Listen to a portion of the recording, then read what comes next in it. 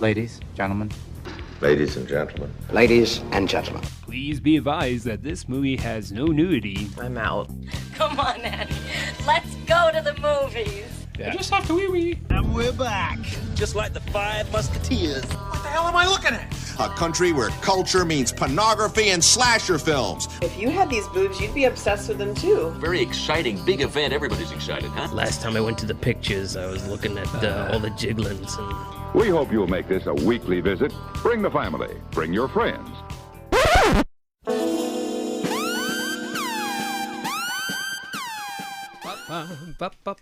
Okay. Hey. Richard Cheese does your favorite Kill Bill hits. That's right. You keep saying you got something for me. That's right. That's not in this movie. Nice. Time to start Killiam William. Anyways. Killiam William, That's Volume just 1. creepy.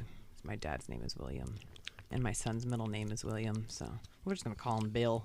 Good old Bill.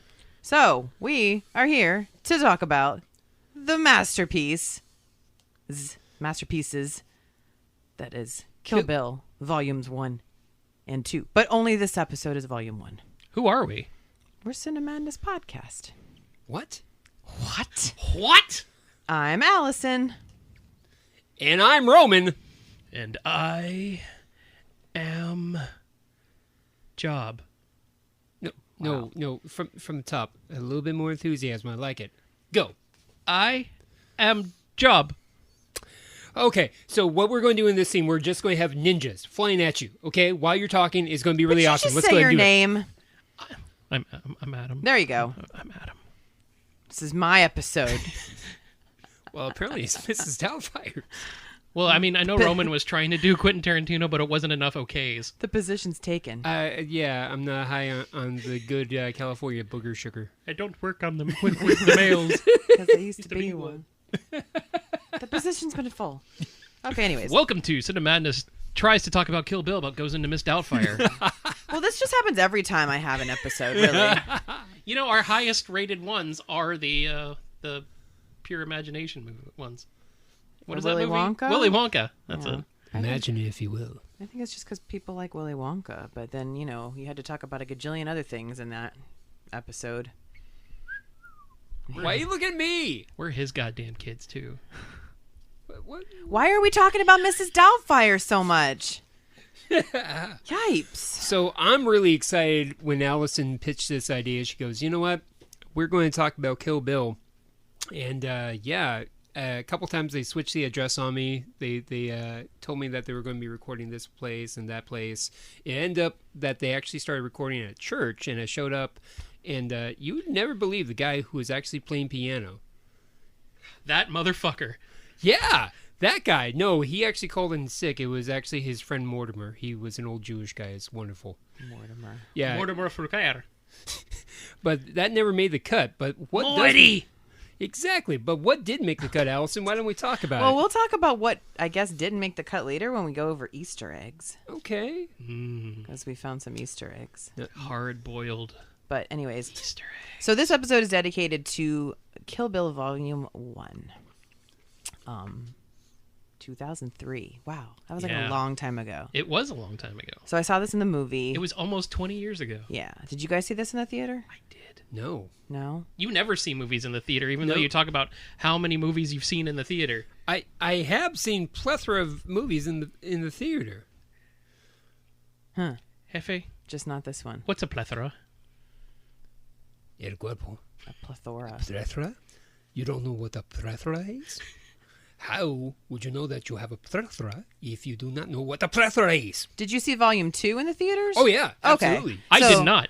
Stone drunk, but we'll talk about that when we come. Well, I just wanted to know, like, okay, so you saw Volume 1 at home, and then you're like, man, I think I need to go see the second one. No, it was actually the reverse. And I was saving that gem for Volume 2. We can save it then. Just tell me to be quiet. Okay. So, yes. So I saw it in the theater. Adam saw it in the theater. Roman saw it in the home theater. I saw it like 8 times in the theater. I didn't see it that many times, but... I saw Volume 2 about 8 times in the theater. Huh. When I say 8 times, I mean twice. I'm not surprised. Twice. Yeah. Why does that sound so condescending? Because we always have a difference of... Oh, you do. Yeah. It's not condescending. It just fits. Oh. Yeah. When I was looking And the tantrums. Yeah. Anyway, so let's walk on. So, oh my God, I hate this so much. I swear.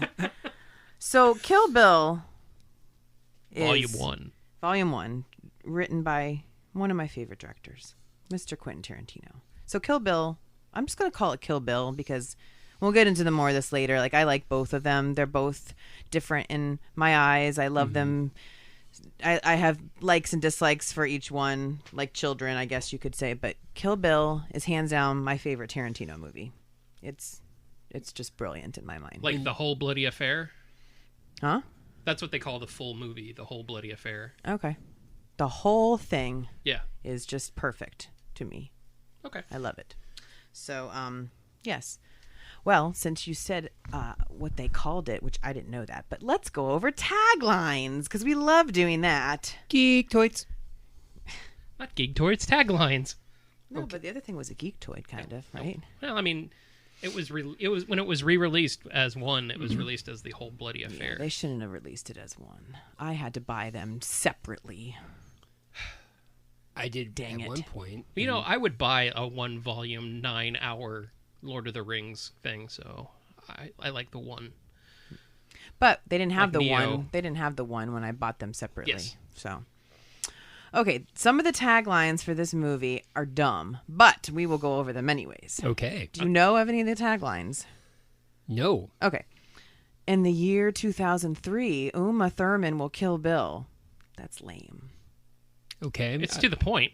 Yeah, it's lame. I give Clearly, the name Kill Bill says somebody's going to kill somebody named Bill. I give that tagline a 3. Okay. And in 2003, she didn't. Here Comes the Bride. Not bad. Okay, that knowing what I know now, that's probably a solid 8. Yeah, considering that was the original. Go for the Kill. That's a little bit too on the Maybe nose. go for the kill, go after Bill. Go for the kill and then get the bill. There you go. Oh, I like that one. Yeah, you're welcome. You're welcome. See, there you go. Apparently, it came out in October because there's a bunch about October. This October, Go for the Kill. Okay. All right. On October 10th, Speak Softly and Carry a Big Sword. Or sword. Okay. On October 10th, A Quest for Revenge begins. That's a long tagline there. I know. Someone has taken their love of killing Bill too far. Will she kill Bill? Question mark. Seriously, that was the tagline? Yeah. Wow. They And really then- they melt some of these. And then my favorite is just the one that they've continually used after this is the fourth film by Quentin Tarantino because that's just what he uses. Yes. Yeah. Because that's all he has to say. So it's good to know if you're around in 2003, you would definitely get a job doing taglines for Miramax. Yes. Right. Anything by the Weinsteins in the early 2000s, you get a job. Oh, yeah. Or a couch. That's true. Well, that's how you get the job. Right. Well, You give and you then give you get a job and then you get a job. That's how you get ahead in life. Give or take or wait, or did I miss that one up? Anyways, please continue. Yeah, so you mentioned the studio, Miramax. Mm-hmm. Miramax, owned by Disney. Owned by Disney. Weird. Yes. So basically this movie... Sorry, I just got this image of Disney princesses redoing the whole Kill Bill series. Oh my God! Who would be the bride? As the divas. Well, Who would be the main one? who would be badassery? Like Merida, your favorite. Oh, please no! Oh no! Real no. Disney princesses, not CG ones. Well, she would actually be interesting. He's like, I'm Hera Carabel. What? Yeah, everybody's like, what did you just say? You're Hera Carabel. I never thought anybody would do the coup de grace. And just have Gaston. Well, you know, Oren Ishii would be Mulan. Well, yeah. I mean, she doesn't have to be Asian. Oh yeah, with a name like Oren Ishii. But we could change it. Oh, you have Gaston playing Michael Madsen's Bud. Yeah, Yeah. Sidewinder. Yeah. Okay. I'm good with that. Just see him in a really shitty RV just seems appropriate. Oh, man. So would Bill be like Prince Charming? No. You gotta give Bill like an older guy. Oh, so... Yensid.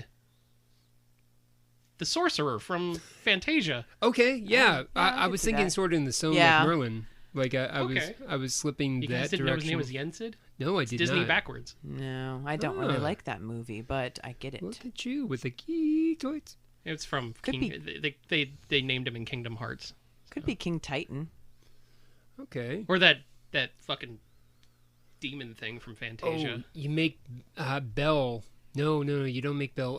Cinderella would clearly be the Daryl Hannah. Yes, Hannah, yeah, yeah. she'd be Yeah. El Driver. Oh man, she would be great. Huh. Well, and then of course you go with the frog princess, the Tiana. for Vivica A. Tiana. Fox. Yeah. Oh man, we got this. Let's make here. Someone quick call Nicolas Cage. He can do the voiceover. Let's make a So fucking would it movie. be Snow White or Aurora as the bride? Well, Aurora's always fallen asleep, so Oh, coma. Or Snow White. She was put into a coma. yeah. I'm swinging towards Snow White. I So think am I. because she has a little unhidden badassery in her. And she's the original badass. Yeah, she is. You know what? When in doubt, she shacks up with 7 guys. That's right. Oh my. What? I'm not shorting them. They're guys. No, she wasn't badass enough for me, but I hear what you're saying. Yeah. I see. Anyways, It- so I mean, you guys just like listed off most of the stars, so I don't have to go over that again.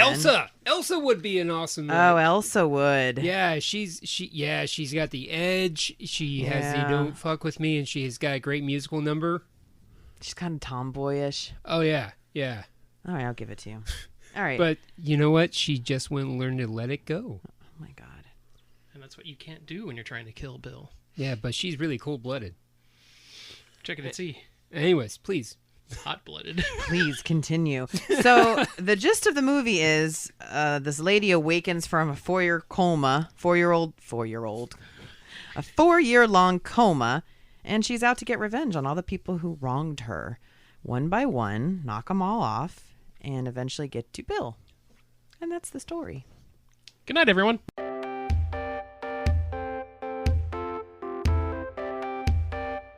So this version stars Uma Thurman and Vivica A. Fox for like 10 minutes. And David Carradine. David Carradine, Carradine. son of John Carradine, I don't know who John Carradine from is. the 1950s, sci-fi horror movies. Okay. Yeah. He's big in the kung fu. He was. Yes. He was kung fu. He was. Daryl Hannah Daryl Hannah She from made a splash. from Splash. Splash.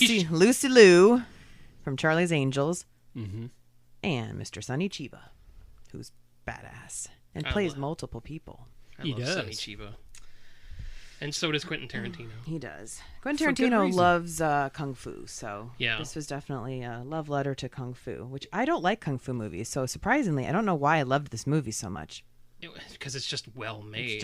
It's just It's a good story. It's just good good. action. It's fun. And it was the start of his grindhouse Yeah. setting for movies. Yeah. It had the the feature presentation thing from the grindhouse. It had the flippy film and yeah, a lot Yeah. of black and white. The way that Kill Bill just rolled up on the screen, all the chapters. I think this might have been. Did Pulp Fiction have chapters too? Yeah. Yes. Okay.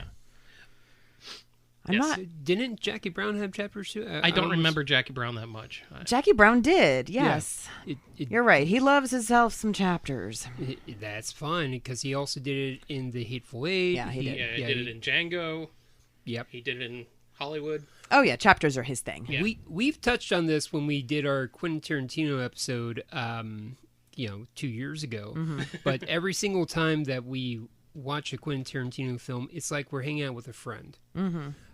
Because it's like, hey man, check this out. Oh, check out the song. It's awesome. Yeah. Oh man, check out the scene. And it's almost like we betted him that he couldn't make something of this genre look cool, and he takes our money. He's like, Yeah. pay up, told you. Yeah, it's like visiting a guy and visiting a friend and being like, all right, check out this movie collection I've got. Let's watch these. But only the scenes that I like. Yeah. Yeah, He would do that too. yeah, It's what he did with the soundtrack, but we'll talk about that. okay. So, some interesting cast factoids. Bill was originally written for Warren Beatty, but As he kept writing the story and it turned into more of a kung fu movie, he chose Carradine. Which was a great choice. I mean, Warren Beatty is hot and all, but that's just not Bill to me. Bill was very rough. Yeah. Very, and I don't want to say dirty because he wasn't dirty, but he was he didn't care. He only cared about himself ultimately, right? Warren Beatty just seems more of a ladies' man that would take care of you almost. Well, I read more into it. Tarantino has said if he would have gone with Warren Beatty, he would have made Bill more of a suave James Bond type character. Yeah, I'm glad he didn't do that. But when Carradine got cast, I bet he got all choked up. I was waiting for that one. But no, it's funny you say that Beatty's not, into himself or things like that. He literally got a song written about him called "You're So Vain." No. I don't think I know that. I don't think I said he's into himself. Did I? Yeah. I felt that.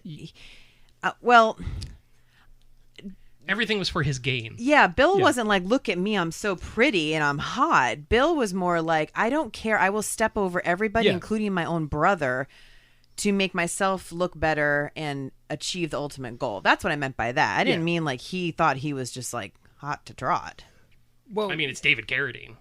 What was Kill Bill's codename?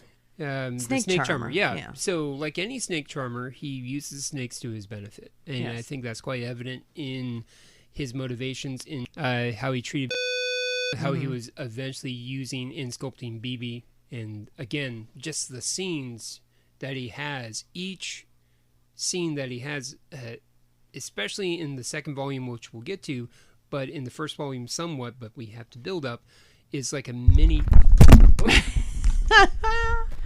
And that's why you don't talk to your hands and do podcasts, people. Sorry about that. Please forgive that. Yeah, you don't get to see him in the movie. You just see his hand and you hear him. Kind of like how you heard my mic go down. But no, in terms of the information, in terms of the little mini movies that he has, like mini short stories, scene by scene, is just brilliant. And I've always enjoyed it. I enjoyed the mixed mediums, and I'm really excited to talk about this one further. Daryl Hannah was cast because Tarantino liked her performance in the TV film First Target. No idea what that is. I don't either.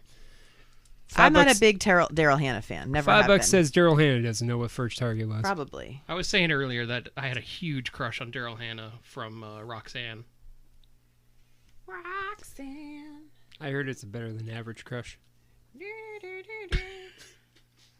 It's a micro crush. I thought she was a badass in this movie, but I don't like her normally. I'm indifferent. Like, I'll be honest with you, I feel awful because I know how hard acting and making it in the business is, but she's very forgettable. She is. Yeah. I feel anybody could have played this role. Yeah, especially in Volume 1. Yeah. Yeah. So. I mean, we gave the role to Cinderella for peak's sake. Exactly. Yeah. Damn, Cinderella. Damn shit. She's looking for that glass slipper to stick through your eye. Another person that was good that's usually not, and she's usually forgettable, is Lucy Liu. Really? You think so? I think she's forgettable. Yeah. I mean, Charlie's Angels. I never watched that show she was on. Wasn't she on the one with the dancing baby? Ally McBeal. Wasn't she on Ally McBeal? I think that's where she got her start. But I can't name more than 2 movies that Lucy Liu has been in. She was on an episode of Futurama, and it was really good. But again, that's just her voice. Yeah, but so that's acting still. I understand that, but you're not helping my point here. You can't name any other movie she's been in. I'm trying to think, and I can't. It's a pleasant surprise where I'm like, oh yeah, hey, way to go, Lucy Liu. Yeah, it's just when I was looking back at this, Vivica A. Fox has gone to do a lot of stuff, but even that, it's just she's the token black woman in a lot of stuff. But if you're looking at it, it's like, okay, Daryl Hannah, what have you done lately? Oh, Lucy Liu. Okay. I mean, her scene on the table was absolutely amazing. She She nailed it, and I don't see anybody else as O-Ren Ishii, but she was awesome. Tarantino obviously saw something in her that, knew she would be really good at this role, but I just didn't expect a lot of these people in this movie. Michael Madsen, yes, because he loves Michael Madsen. Yeah, he's been there since the beginning. Right. Yeah. Yeah, so she was cast after he saw her in Shanghai Noon. Okay, there's another movie. Oh, was yeah. that Owen Wilson? Yeah, she was Princess Pee-Pee. Yeah, I don't remember that movie very well. I love that movie. And I didn't even remember that she was the princess. You know, getting back to Uranishi, that's of all the characters that were in Kill Bill, that's a character that wouldn't mind having her own solo film, because I would love to know more of her story. Her whole thing, like her whole group, I wouldn't mind having a side project with. Yeah. Yeah, I would love Sophie, to hear the Crazy 88 stuff. Yeah, Crazy 88, Sophie, Go-Go, all of them. Go-Go and her sister. Yeah, let's just have the whole... Charlie Brown and his wife. Charlie Brown. Charlie Brown, beat it. So good. Oh, man. And then, well, speaking of Go-Go, Go-Go Yubari, Chiaki Kuriyama. Oh, thank you. Oh, my God. I'm glad we don't have any Asian... We might. Well, I mean, country. I've looked on our map. We don't have anyone in Asia. Well, I think I nailed that. Chiaki Kuriyama was cast as Go-Go Yubari due to her performance in Battle Royale and Ju-on The Grudge. I didn't remember she was in that version of Grudge. I do remember Battle Royale. That was like the Asian Hunger Games. Did you ever see that? Was that the young lady who swung the mace? Yes. Yes. Yeah. Oh, I had such a crush when... I'm sure you did. Oh. Yeah. Go-Go. Oh, yeah. No, I thought Her little she was schoolgirl great. outfit. I love that her little Tonto I had respected charms her on as it. Yeah. I respected her as a person, not her outfit. Yeah, sure. Yeah, the fact that her sword had charms on it, almost like Hello Kitty-esque, just showed how young and innocent she was, but that she was just a badass and she was just groomed to kill. Yeah. And that was a thing in the early 2000s when cell phones were big, or were just becoming big. You mean they were becoming smaller? They were big. Japanese cell phones had that little thing that most like the Wii remotes had, where you could slip a little for a wrist strap. The wrist strap. Those were made just for charms. Huh. Oh, like Hello Kitty. Oh yeah, like Sanrio. Wow. We're just wow. She could have been another snake at one point. Like she could have gone on. Absolutely. To, I see her killing over Anishi at some point. Yeah. If she wasn't off. Oh, herself. totally. Like a Sith. Yeah. Yeah. Like she. Oh yeah. And Ornishi probably knew it too. Oh yeah. In fact, I loved her character so much I hated her death. I was like, she didn't deserve that stupid death. Go-Go's death? Yeah. You hated it so much you watched it 8 times. I did. That blood trickled down her. Yeah, the super red Italian giallo blood. Yeah. That was brilliant. Oh, everything about the film. I mean, I can't wait to get to that part. Yeah, let's get into those chapters in a little bit, but let's go over a little bit of history. The making of. Dun dun dun. So, 10 years before this release, Tarantino and Thurman, who, Thurman is his muse and he just loves her and blah, blah, blah. They began working on this movie while he was making Pulp Fiction. And the writing credits are listed as Q and U. Aw, that's cute. Which show up in the House of Blue Dagger flowers. House of Blue Flowers. Yes. Yeah. You see Q and the U in the background. Yeah. Tarantino took over 6 years writing the script for the 2 movies because it was written all as one story and then it was cut. So that's a long time, 6 years. Yeah, I could never write something that long, but I would love to see that original script. Yeah. Well, it's really awesome, guys. Seriously, it took me 6 years. Is that your Tarantino? Yeah, pretty much. It's kind of slow for Tarantino. It's a sped up version of basically my Christopher Walken impression. Yeah, pretty much. Your Walken's better than that. Well, thank you very much. No, thank you. No, guys.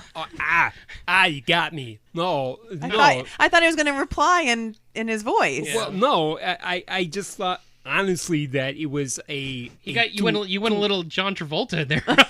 Honestly, hey, come on, guys, cut me some slack. Oh man, oh my god, seriously, have you seen that gerbil?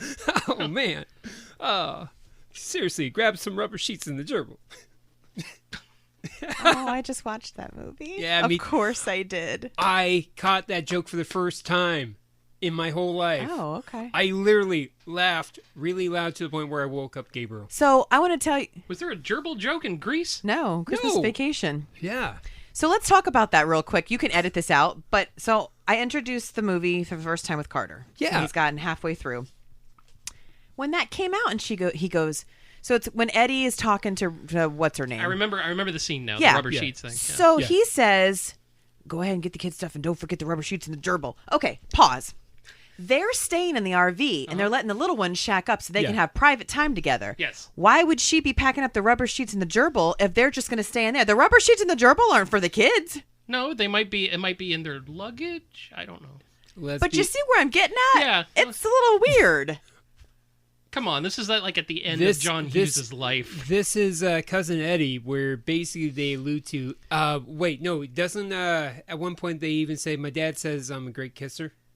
Oh, that's That was in Vacation. Vegas Vacation. Yeah, so I think. there That was you in go. Vacation. Oh, was it? Yeah, it was what's her where name from she's- 30 Rock. She's stirring the Yeah. the lemonade with her arm. It's when they were on the seesaw. Yeah. Yeah. My dad says I'm the best.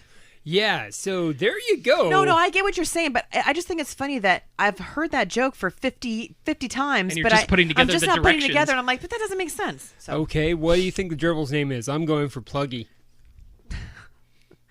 I don't know, but Carter thought that the fact that dog's name was Snot was the funniest thing in the world, but he refuses to watch the rest of the movie. He refuses? He's like, I don't want to watch it. I don't think I liked it. And I'm like, you're not my child.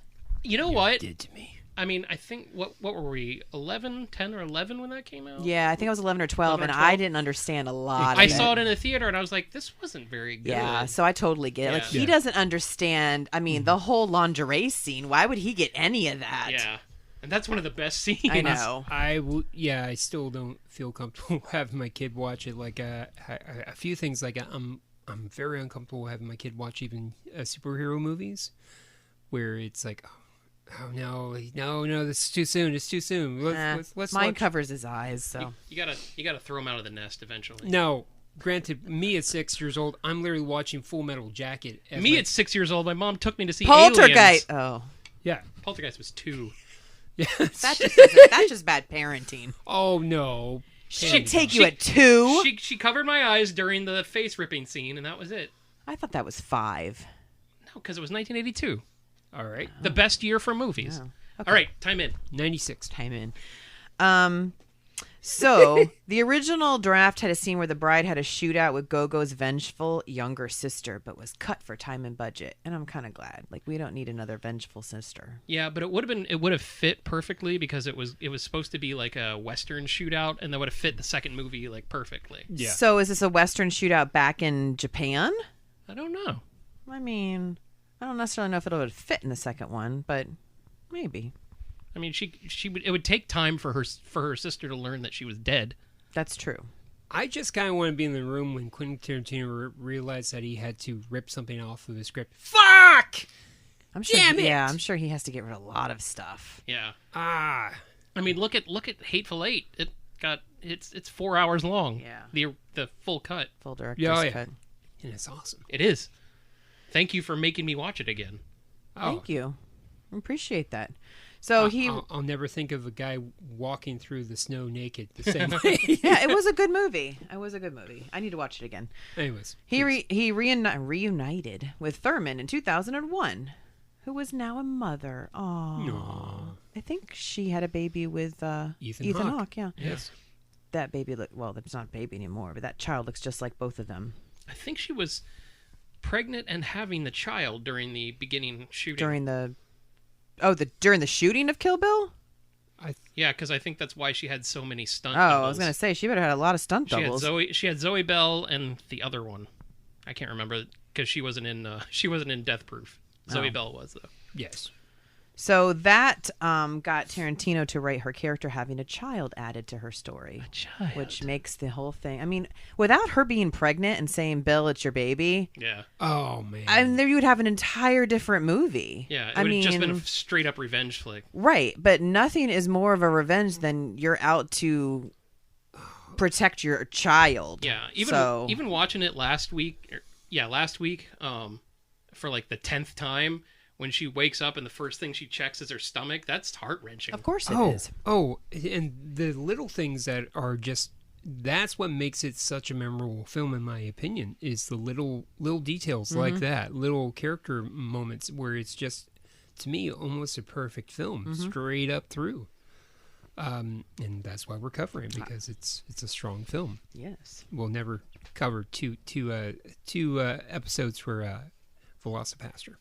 No. Unfortunately. So the film was shot in chronological order, then dispersed in editing. And he said this movie was a challenge for him because he went into shooting it with other directors in mind for the different sequences. I could see him doing that. Yeah. It was a love He letter. loves to do that.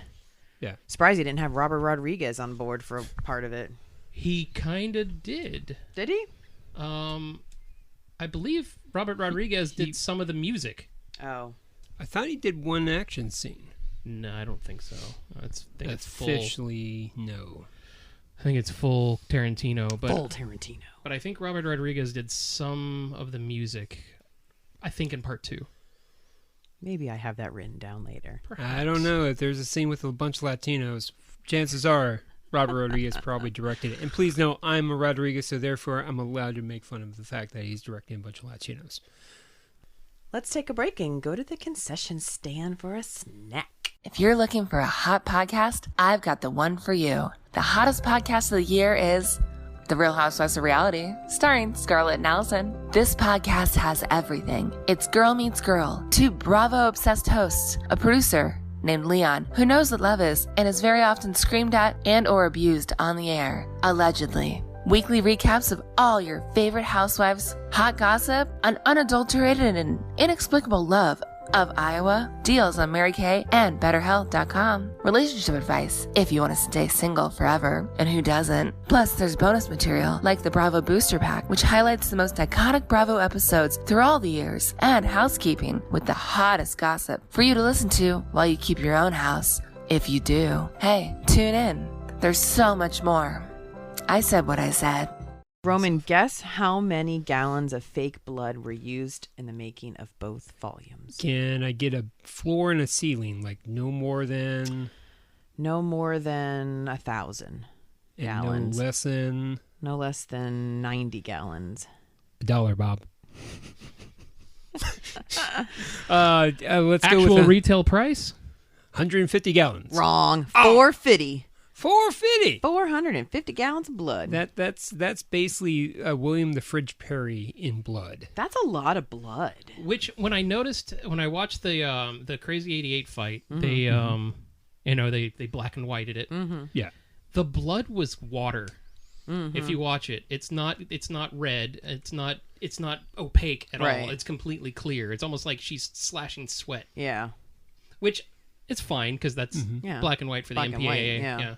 Yeah. So, but I just think that's not part of the 450 gallons. So where's the 450 gallons? It was all during the color parts. Yeah. The color parts. Yeah. That's not racist. No, I know. It just sounded funny. So speaking of the black and white scene, in the Japanese release, the fight scene was not changed to black and white. After the MPAA asked him to tone down the gore, he chose to make it black and white to appease them as an homage to 70s kung fu films that used the same technique for American censors.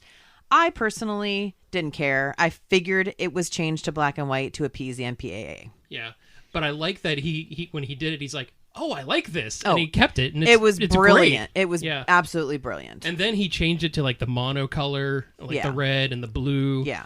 And it was just... The black and white is fantastic. Yeah. And you don't like black and white. I don't, but I don't mind when movies go from color to black and white. And I knew why he was doing it. If he had kept it that way, it would have been NC-17. I mean, it's too gory. But the fact that you can change it, it doesn't look as bad. And I remember people in the theater going... Why is it black and white? Did something happen to the film? Wow. Oh, you're idiots. Have you not seen a Tarantino movie before? Please tell me that you invest in Chic or Trojan. Please. We don't need any more of you coming around. Just saying. I hate going to theaters to see a Tarantino movie anymore because they're so judgy. I hate going to theaters recently now because people don't remember how to act in them. Yeah. But yeah, I'll never forget that. They're like, why? Hey, I gotta pee. You want to hit the pause button? It's a theater, asshat. Hey, anyone else get this text? When they went to go see this movie, I remember it like ending, and you knew there was going to be a second one, and they were like, oh, man, like people get mad. Yeah.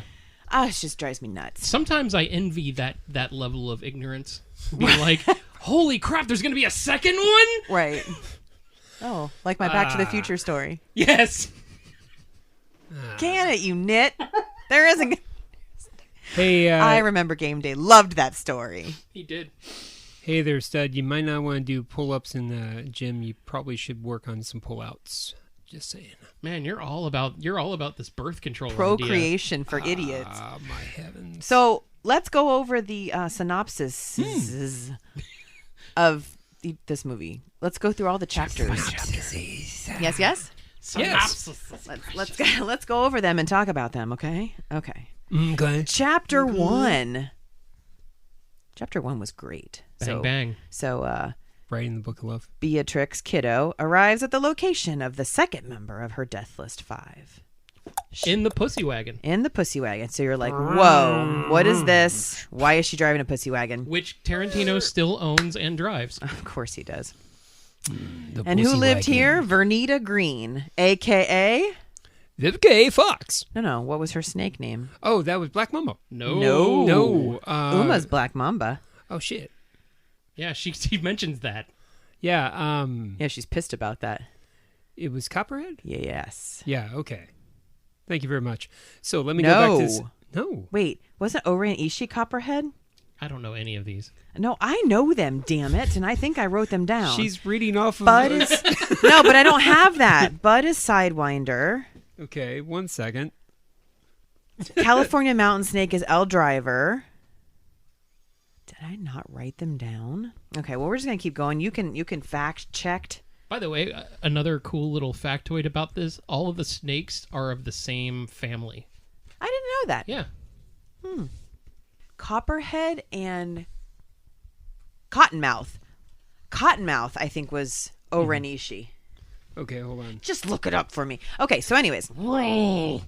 So they immediately start fighting hand to hand, going through cereal, going through stuff. It's such a good scene.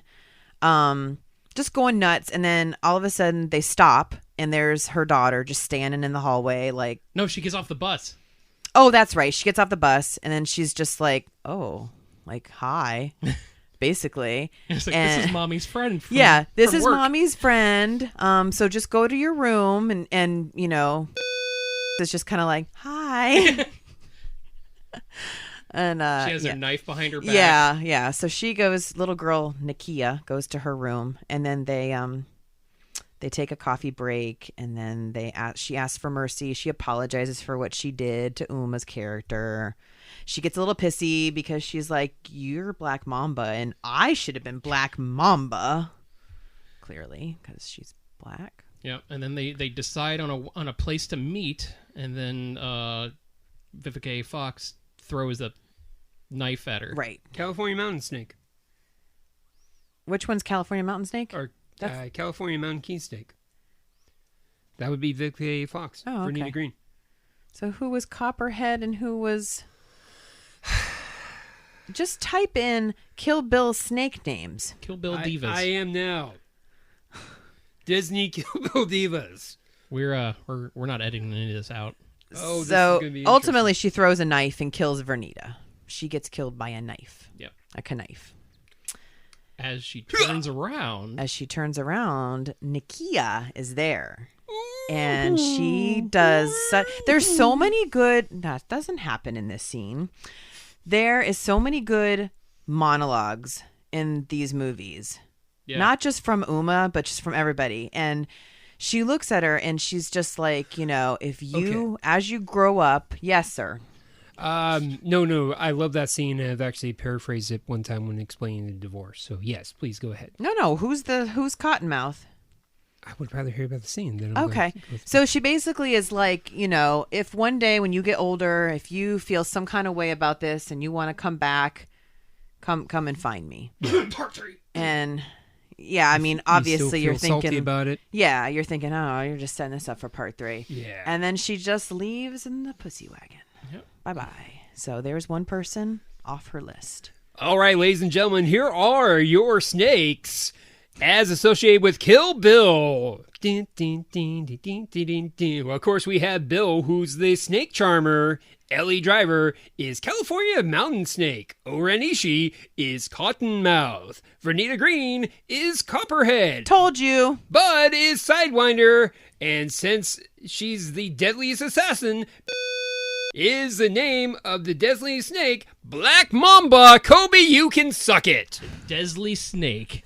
Deadly snake. Oh, the cutest bit is the deadly snakes. Deadly snake. The deadly are as snakes. Her character has like 4 or 5 names. You're still in the pussy wagon. Yes, I'm pussy wagon. I am in the pussy wagon. I love how she oh, we're not there yet. Damn it! That's the next episode. At this pace, we'll do the next episode over pancakes at IHOP. This will not be reminiscent of the Scream recording. Chapter 2. What? Through chapter 1. What? It's just you're like so laser focused, and we're like, you guys always are in my episodes. Actually, I'm laser focused on all the episodes because I'm professional. So chapter 2. I guess we're unprofessional. It's not that you're unprofessional. I'm just trying to keep everything online because I know as a podcast lover myself, when people get off track, it drives me up the wall to a certain extent. So no wonder you don't listen to the last podcast on the left. Sometimes they drive me up the wall. Oh, chapter 1 was called 2, by the way, which was kind of weird, but she was numero 2. Okay, right. Chapter 2 is called The Blood Spattered Bride.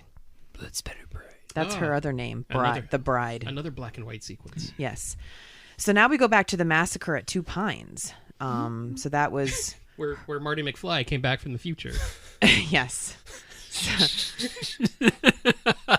So she's doing a wedding rehearsal with Tommy Plimpton. Good old Tommy Plimpton. She thought she found herself a good guy. He's a cool person. I don't know if I wrote the notes on him, but I looked him up and did some research on him. But we'll do that on part 2 because he's not there. No. So she's just at her wedding rehearsal, pregnant as can be, and then the Deadly Viper assassination squad murders everybody at the chapel. Spoiler alert. She is the only survivor of the massacre, and she goes into a coma. We don't know why in this scene. She just is laying there bloody. I mean, she gets shot in the head. Yes.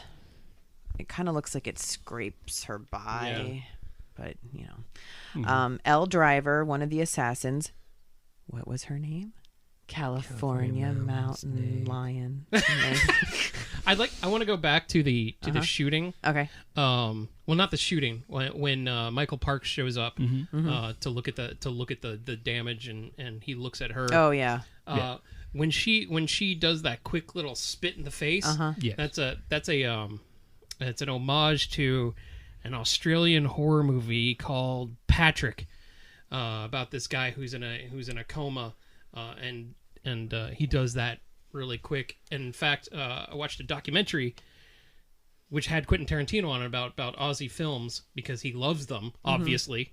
And he talked about doing this. He talked about on the documentary about doing the scene in Kill Bill, and he's like, when the guy gets in your face, I want you to spit at him and then go right back in your coma. and Uma was like, no, I'm not gonna do that. People don't do that. He's like, but they did in the movie. So I thought that was really cool that he still got her to do that, even as an homage to that movie. Yeah, and doesn't he say something like that? There's the most beautiful bride I've ever seen, or something like that, and then she just spits right in his face. What I want to know is if he is the same character from Dusk Till Dawn, like right before he got killed. Oh. I've heard theories that it's the same character. Yeah, that would be cool because it's the same outfit. Yeah, he's like a cop. He's the same type of. That would be cool because hat. he doesn't usually intertwine characters in movies, so that would be cool. I'll do it for Robert. And his deputy was his son. Yeah. Chris Parks, I think it was his name. So poor Samuel L. Jackson's dead, right? Because he was the piano player. Cue Olaf, and Samuel L. Jackson's dead. Olaf? Yeah. Is that how Olaf talks? It is now. Oh, okay. It doesn't sound like it, but like Josh Gad Olaf. Every character I do sounds like Christopher Walken eventually. So. Did you know Josh Gad was Muncher in Ghostbusters Afterlife? No, I didn't. Yeah. But anybody could have been him. I haven't seen it yet, so there you go. But it's not spoiling anything. No. He's the blue ghost voice that if just you goes. Need, he goes. If you need Carter to go with you, Carter will go for the third time. Sure, Uncle Roman. I'll go in costume. You know what? Just for that alone, I think I kind of want to go. I've done it twice already. Yeah, but now there's no one in the theater. That's true. It should be like out of the theater by now. I'll just have it watching him. I'll pay for it. You can watch it at my house and still come in costume. That's fine. That's fine. Okay, so now... Sorry, we're at the hospital. I just wanted to talk about we're at the hospital. Yeah. Is in a coma. In walks sexy Miss L. Driver, right? With, that song. Looking like a hot little nurse with an eye patch. And at first you're like, why does she have an eye patch? She's cool. Like a nurse eye patch. And I'm looking for Captain Jones. I love how her whistling turns into the 70s distress music. How it just like morphs, goes from her whistling, and then it goes into the score version of it, and then it just gets all like it's just building up suspense for it when she gets there. Yeah, it's a good little tune as she's walking down. So she's got her mind set on injecting our leading lady with poison to kill her once and for all. And then she gets a phone call, and it's Bill, and she has a shit fit, and she says, "Hello, Bill," and then she doesn't talk like Ghostface. She kind of does, though. Bill. She's just very annoyed that Bill's calling her when she's about to inject her. Hello, just Bill. Smoke some pot, baby. I think she knew what Bill was going to say, so she was pissy, and then she just slams her flip phone and basically is like, oh, and you can see that she, Bill or whoever was on the phone says, no, she deserves a more honorable death. Fine, Bill. God, the sexual tension between her and Uma and Bill was just... She just loved Bill, and she wanted Bill all to himself, and she hated the fact that he loved her more. Can her character... Well, and what's funny is Daryl Hannah... I had that natural tension with just being on the set. I'm glad you found that out. We didn't know about that, so we started researching this. Oh. We didn't know that they hated each other. Wait. You're saying that the guy who's just here for bad dad jokes? This just in. Roman knows something before we do. This is my moment. Anyways, it was very fascinating to me because when I saw the movie that we'll talk about next episode... you can say Volume 2. Volume 2. Yeah, because it's inevitable. We have to merge the two. And it's not a surprise. Oh, yes. Well, no, because I was just so in love with the story, I just started to go on my dial-up connection at the time and look at everything up in 5 to 7 hours when the information was done downloading. It was great, half pictures, and it's like, okay, I think is that Uma or is that Daryl Hannah? Uma or Daryl? Uma or Daryl? Uma or Daryl. Hey, honey, come here. What? Is that Uma or Daryl? Whose waist is this? So you already knew that they didn't like each other. Well, yeah, because it was very fascinating. Then, of course, when the extended DVDs and everything going on, I'm like, oh, man, this is so awesome. Yeah, I mean, you can see it now, but yeah. Oh, yeah, but you know what I think is fascinating on the character is and bring it back with the tension in the hospital room is... her character had to know that she was always the replacement for... Right. Like, Daryl Hannah's character is very bright. Can't just say the bride in this episode? Oh, sorry, the bride. Sorry, you gotta remember, in my opinion, there's only one Kill Bill, and that's Kill Bill Volume 2, so we already know... Yeah. So when that big scene where she says her name, I don't know the payoff because I didn't see the first one when I saw the second one, so there you go. But anyways. Really? You saw the second one first? Oh, yeah. Yeah. Oh my God! We'll get more into that. Actually, if you guys listen to the podcast, I actually shared this actual story. I think I remember, and then I remembered saying, "You must have been really confused by the beeps." No, I was really, really, really drunk. Oh, okay. So People were really getting didn't so count. upset about the beeps too. Yeah. You know Anyways, what? Just that go was- with it. It's genius, is what it is. Yeah, it is. You don't know what you're getting into a Tarantino movie, then don't go see a Tarantino movie. Exactly. Okay, so we're in a coma All of us. for 4 years. 4 years later. 4 years later, she awakens from her coma, and she's no muscle atrophy whatsoever. She's like, ah. And she, like you said, she looks down. She's no longer pregnant. Doesn't have a belly. Where'd my baby go? Where'd my baby go? She thinks her baby didn't survive, obviously. I have a waistline. And then in comes our friend Buck. Oh boy, that piece of work. Our orderly setting Buck. men back like 70 years. Thank you, Buck. Appreciate it. Good old Buck. This moment was brought to you by Vaseline.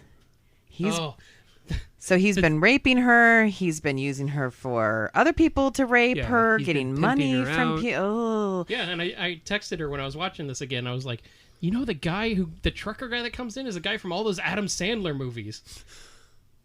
What? Yeah, he's the guy from he was the metalhead in Little Nicky. Oh yeah. He was the roommate and grandma's boy who at the very beginning, the he's tiger. Like, I love him so much. Oh yes, that's right. It's like, what did you do with the money? They love me. Yeah, for money, because they're whores. Yeah, he's been in every Adam Sandler movie. Oh yeah. I didn't recognize that until I started looking at it. He really got his stride in the football one, Waterboy. Okay. Thank you for not saying waterboard, because that just takes that movie in a whole different direction. The Waterboard. Mama said not to tell anybody. Anyways. So one of the best scenes in this is when the guy that he's, prostituting her out to gets on top of her and she bites his tongue off. Fantastic. Yeah. And then, poor Buck.